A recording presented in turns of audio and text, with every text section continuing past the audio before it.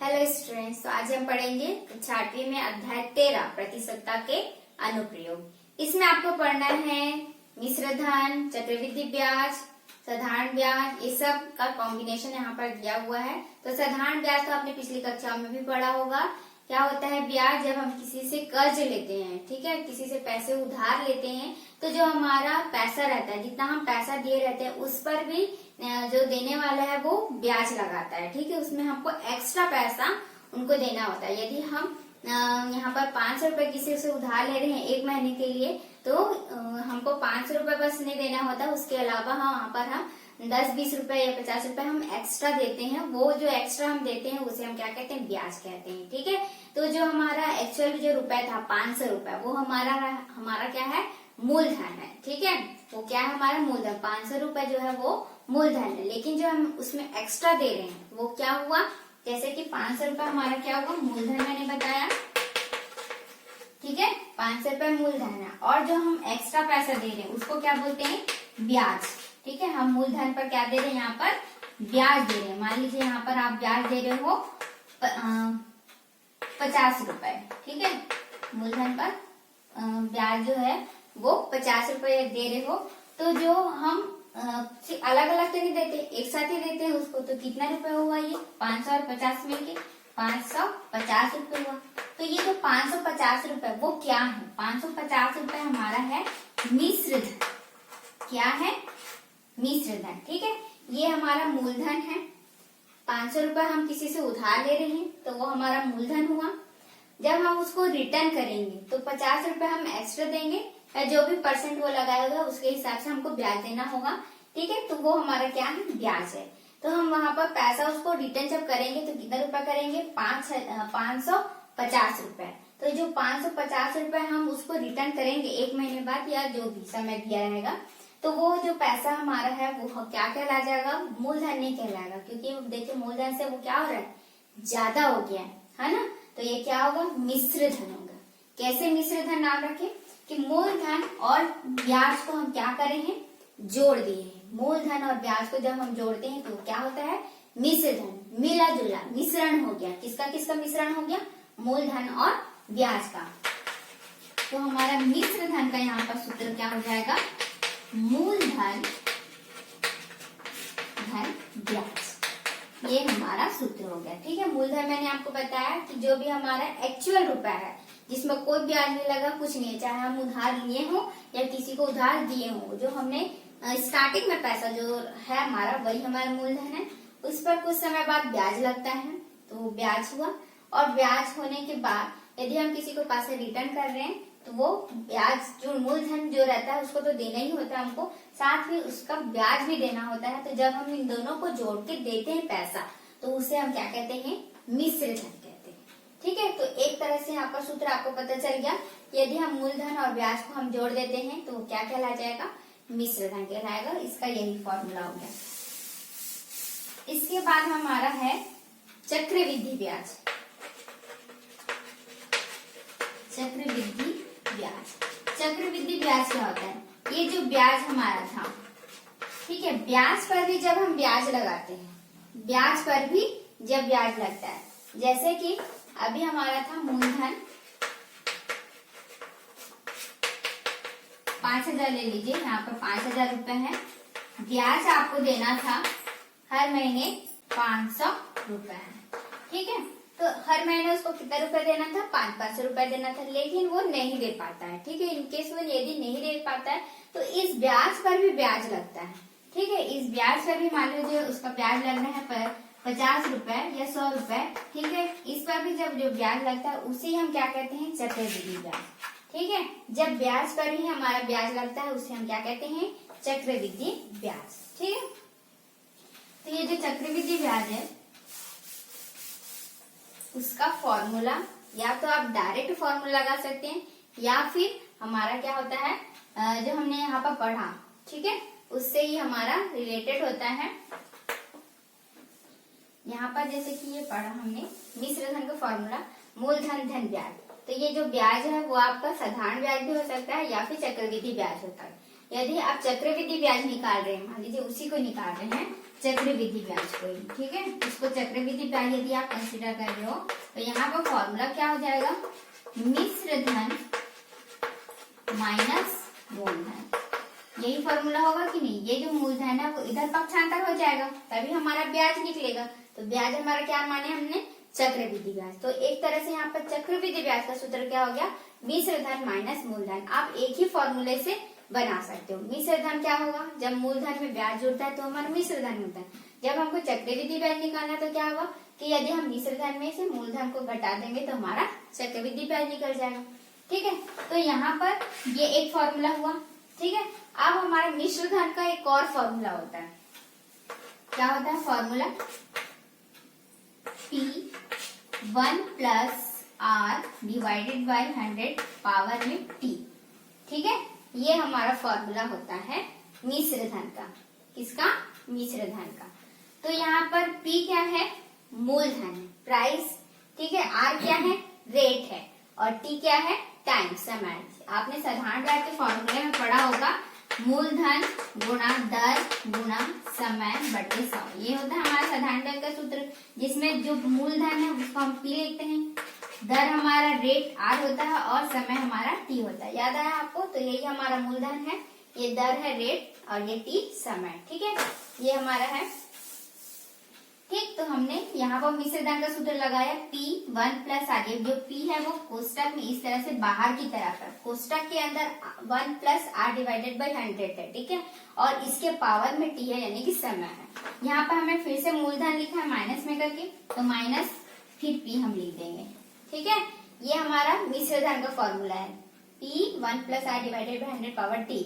ये मैं चक्रवृद्धि का ब्याज का फॉर्मूला में पुट कर रही हूँ, ठीक है। मूलधन यहाँ पर फिर से मैंने पुट किया P, तो देखिए 2 बार हमारा P दिख रहा है। तो इस तरह से P मैंने पूरा कॉमन ले लिया, ठीक है। 1 plus R divide by 100 power T, ये P मैंने कॉमन ले लिया, तो इतना बस बचा। यहाँ पर माइनस है, अब ये P भी मैंने कॉमन लिया हुआ है, तो इसकी जगह कुछ नहीं बचा, यानी क्या बचा, 1, और ये पूरा ब्रैकेट क्लोज। तो ये हमारा फॉर्मूला हो गया, ठीक है, किसका, चक्रवृद्धि ब्याज का। तो यहाँ पर मिश्र धन के 2 फॉर्मूले होते हैं। पहला तो आपका हो गया मूलधन धन ब्याज, और दूसरा फॉर्मूला होता है P1 plus R divided by 100 power T। ये फॉर्मूला हुआ, ठीक है। सेकेंड मैंने फॉर्मूला बताया चक्रवृद्धि ब्याज का। तो यहाँ पर भी आपके 2 फॉर्मूले हैं, मिश्र धन माइनस मूलधन है, या फिर आप ये फॉर्मूला लगाओगे P1 plus R divided by 100 power T minus 1। ये फॉर्मूला कहाँ से आया, ये मैंने यहाँ आपको सॉल्व करके बताया, ठीक है, कि ये मिश्र धन का फॉर्मूला था। P मैंने रखा, P मैंने कॉमन लिया, तो यहाँ पर डायरेक्ट आपका फॉर्मूला लगेगा। तो यदि आपको चक्रवृद्धि ब्याज निकालना है तो वहाँ पर आप डायरेक्ट ये फॉर्मूला लगा सकते हो, या फिर मिश्र धन निकालने के बाद मूलधन यदि आप घटा दोगे तो आपका चक्रवृद्धि ब्याज निकल जाएगा, ठीक। चलिए बढ़ते हैं प्रश्नावली 13.1 की ओर। 13.1 में यहाँ पर मैंने फर्स्ट क्वेश्चन नहीं लिया, क्योंकि वहाँ पर चक्रवृद्धि ब्याज ज्ञात करना है। मैं यहाँ पर सेकंड नंबर का क्वेश्चन ले रही हूँ, जिसमें मिश्र धन ज्ञात करना, और मिश्र धन से ही मैं चक्रवृद्धि ब्याज यहाँ पर ज्ञात करूंगी। तो आपका फर्स्ट और सेकंड क्वेश्चन आप एक ही में बता दे रही हूँ, ठीक है। मैं यहाँ पर, और यहाँ पर क्वेश्चन हमको इस तरह से दिया था कि 7500 रुपए का 2 वर्ष पर 6% ब्याज की दर से ज्ञात कीजिए मिश्र धन, ठीक। तो यहाँ पर 7500 रुपए जो है हमारा मूलधन है, इसे मैंने P लिखा। 6%, जब भी हमारा प्रतिशत वर्ड आया, ठीक है, प्रतिशत की दर से, तो वो हमारा क्या है, दर है। प्रतिशत की दर से जब भी आपको प्रतिशत में दिया हुआ, यानी कि क्या है, वो रेट है, दर है, ठीक है। यहाँ पर हमारा समय हमारा होता है हमेशा वर्ष में। किसमें होगा, समय वर्ष में होता है, ठीक है। यदि आपका दिन में दिया है, महीना में दिया है, तो आपको उसको वर्ष में बदलना ही पड़ेगा, ठीक है, क्योंकि हम यहाँ पर साल का लेते हैं, 1 साल 2 साल 5 साल इस तरह से लेते हैं।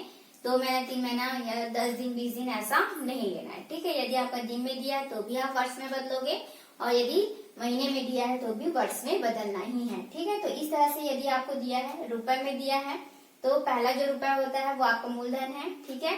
प्रतिशत में जब दिया है तो आपका दर है, और यदि वर्ष में दिया है तो आपका समय है।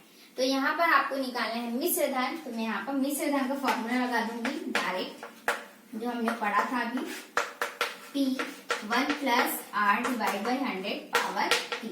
अब चलिए मारक देते हैं, तो ये बराबर के नीचे बराबर P का मान कितना है, 7500। इस तरह से ब्रैकेट लगाएंगे, 1 प्लस ऊपर में आर दिख रहा है, आर का मान कितना है 6। ठीक है, फिर आर के बट्टे में था तो आर 6 के बट्टे में लिखोगे। ठीक है, 100 ब्रैकेट क्लोज हुआ। टी हमारा कितना है, इसके ऊपर है, तो यहाँ पर भी इसके ऊपर लिखना है। ठीक है, और जब तक हम इसको हल निकाले इस वर्ग को नहीं हटाना है। अब देखो ये 6 और ये 100 दोनों सम संख्या है, कर सकता है। 2 तिया 6, 2 पंचे 10, 2 शून्य 0, तो कितना है हमारा 1 प्लस 3 प्लस 3 डिवाइड बाई 50। ठीक है, पावर में 2। चूंकि ये हमारा सम और विषम हो गया तो अब ये नहीं काटेगा है, इसलिए मैंने यही रखा। अब देखो ये क्या हो जाएगा, 50 से कम 50, 50 और 3 53, तो 53 बटे 50 आ जाएगा। ठीक है, इस तरह से आप हल कर सकते हो, या फिर आप एलसीएम भी लोगे तो भी आपको वही आएगा 53 बटे 50। ठीक है, इसके आगे अब हल करते हैं।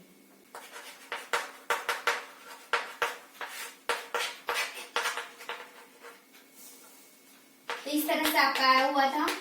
यहाँ पर मैंने हल करके जब बताया तो आपको बताया ही है, यहाँ पर कितना आ जाएगा 53 बटे 50 पावर में 2। जब तक आपका पूरा हल ना हो जाए इस तरह से आपको घात में 2 लिखना है। ठीक है, अब घात में 2 हो गया तो इसका मतलब ये नहीं कि आप 2 बार गुणा करें, आप कर भी सकते हैं।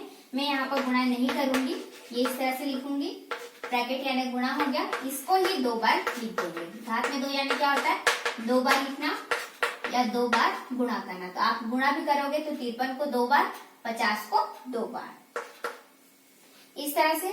अब देखो यहाँ पर 1 0 1 0 कैंसिल हो गया, सेकंड 0 सेकंड 0। मैं यहाँ पर इसलिए काट रही हूँ क्योंकि 7500 जो है हमारा ऊपर की तरफ है, इसके बटे में हम 1 लिख सकते हैं कि नहीं, ये ऊपर की तरफ है और 50 जो है वो नीचे की तरफ है, इसलिए मैं इन दोनों जीरो को काट सकती हूँ। यदि हमारा सेम वे रहता, सेम कैसे, ऊपर ऊपर नीचे नीचे, तो मैं वहां पर काट नहीं सकती।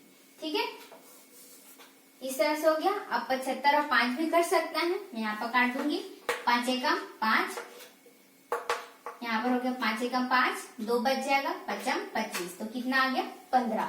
15 और 5 फिर से कर सकता है, 5 एकम 5, 5 दिया 15, इस तरह से।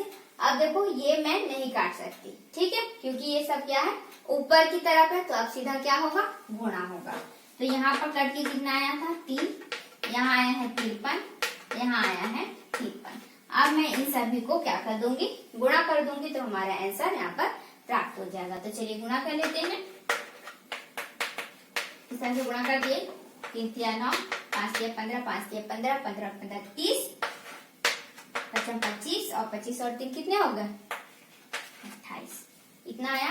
अब हमारा कितना बचा है 3, 3 से फिर से गुणा कर देंगे, 9 तिया 27, फिर 2 आ जाएगा, यहाँ हो जाएगा 8 तिया 24 और 3 दूनी 6 और 2, तो इस तरह से हमारा आया 8427, यानी कि 8427 रुपए हमारा क्या हुआ, मिश्र धन। इस तरह से देखो, पहले कितना था 7500 रुपए था, ये हमारा मूलधन था। मूलधन में जब हमारा ब्याज जुड़ा तो ये हो गया 8427। तो हमेशा जो है मिश्र धन मूलधन से ज्यादा ही होगा, क्योंकि उसमें ब्याज जो है वो जुड़ जाता है। ठीक है, इस तरह से हमारे यहाँ पर मिश्र धन प्राप्त हो गया। अब हम यहाँ पर इसी क्वेश्चन में आपको मैं चक्रवृद्धि ब्याज निकाल के दिखाऊंगी। आपका जो फर्स्ट नंबर का क्वेश्चन बोल रहा है, आपको सेम इसी तरह से हल करना है, मिश्र धन निकालना है और फिर वहां से हम ब्याज निकाल लेंगे। या तो आप चक्रवृद्धि ब्याज का डायरेक्ट फॉर्मूला लगा के, जो कि मैंने पहले ही बता दिया आपको, वहां से हल कर सकते हो। ठीक, तो यहाँ पर यदि मैं चक्रवृद्धि ब्याज निकालना चाहूँ तो क्या हो जाएगा, चक्रवृद्धि ब्याज का सूत्र क्या था, यदि हम मिश्र धन में मूलधन को घटा दे तो हमारा ब्याज पता चल जाएगा। जैसे कि मैंने आपको बताया कि मिश्र धन में ब्याज हमारा जुड़ गया है, ठीक है, ये मैंने बताया, लेकिन कितना ब्याज जुड़ा ये हम यहाँ से निकाल सकते हैं। तो मिश्र धन हमारा आया है 8427 और मूलधन हमारा है 7500 रुपए। यदि हम इन दोनों को घटा दे तो हमारा पता चल जाएगा। तो यहाँ आ जाएगा 7, 2, ये कितना हो जाएगा 9, है ना, 13, 9 हो गया, 14 में से 5 कितना आएगा, 14, 3 का 5 नहीं तो हुआ 14, 9, ये हो गया इस तरह से। ठीक है, तो हमारा कितना आ गया चक्रवृद्धि ब्याज 9,227 रुपए। तो इसी तरह आपको सारे क्वेश्चन को हल करना है। इसके बाद जो आपको बाकी प्रश्न दिया क्वेश्चन नंबर 3, उसमें आपको मिश्र धन ज्ञात करना है। वो कैसे ज्ञात करना है मैं बताती हूँ। सबसे पहले क्वेश्चन ये बोल रहा है कि एक किसान है जो डीजल का जो पंप है उसको खरीदने के लिए ग्रामीण बैंक जो है उसमें 5,500 रुपए जो है वो उधार ले रहा है। ठीक है, तो जो उधार ले रहा है मैंने आपको पहले ही बताया, वो हमारा क्या होगा मूलधन हो गया। ठीक, उसके बाद वहां पर प्रतिशत दिया है, कितना प्रतिशत है आपका 5% दिया हुआ है। ठीक है, इस तरह से तो वो जब भी प्रतिशत में तो क्या हो गया हमारा दर हो गया। उसके बाद बोला है कि किसान जो है वो ग्रामीण बैंक को 2 साल बाद 2 वर्ष बाद, तो 2 वर्ष वहां पर बोल दिया है, तो वर्ष में जब है वो क्या है वो हमारा समय है। ठीक है, तो हमारा मूलधन पता चल गया, दर पता चल गया, समय पता चल गया। तो प्रश्न ये बोल रहा है कि किसान 2 वर्ष बाद कितनी रकम देगा। ठीक है, कितनी रकम लौटाएगा। तो मैंने आपको पहले ही बताया था कि जब हम कुछ समय बाद किसी को पैसा रिटर्न करते हैं, ठीक है, तो मूलधन बस नहीं देंगे, उसमें क्या होगा ब्याज जुड़ जाएगा। तो जब मूलधन में ब्याज जुड़ेगा तो हमको क्या निकालना पड़ेगा, वहां पर मिश्र धन निकालना होगा। ठीक है, तो जब भी आपका ऐसा कुछ क्वेश्चन आए कि कुछ समय दे दिया है कि 2 वर्ष बाद कितना पैसा लौटाएगा या 3 वर्ष बाद कितना पैसा उसको देना पड़ेगा, ठीक है, इस तरह से जब क्वेश्चन आया तो आपको थोड़ा सा दिमाग लगाना है कि यदि हम किसी को पैसा लौटाएंगे तो सिर्फ मूलधन नहीं लौटाएंगे, उसमें हम ब्याज जोड़कर ही देना होगा। तो जब मूलधन में ब्याज हमारा जुड़ेगा तो वो क्या होगा मिश्र धन। तो आप वहां पर इनका उपयोग करके मिश्र धन का डायरेक्ट फॉर्मूला लगाओगे, जो मैंने आपको अभी हल करके दिखाया। वहां पर चक्रवृद्धि ब्याज आपको नहीं निकालना है। ठीक है, जिस क्वेश्चन में बोलेगा चक्रवृद्धि ब्याज ज्ञात कीजिए उसमें आपको करना है, बाकी और किसी में नहीं करना है। ठीक है, तो आपको सिंपली मिश्र धन का फॉर्मूला लगाना है। वहां से आपका जैसे हमारा निकल गया था 8,427 रुपए, वहीं तक हमारा आंसर कंप्लीट हो जाएगा। आपको सिर्फ उत्तर में लिख देना है कि 2 वर्ष बाद उतना रुपए ग्रामीण बैंक को लौटाएगा। ठीक है, इस तरह से। इसके बाद जो क्वेश्चन दिया है 4th नंबर का, उसमें तो आपको लिख के दिया है कि मिश्र धन ज्ञात कीजिए, तो उसमें कोई प्रॉब्लम नहीं है। जो रुपए में दिख रहा है वो आपका मूलधन है, जो प्रतिशत में दिख रहा है वो आपका दर है, और जो वर्ष में बोल रहा है वो आपका समय है। ठीक।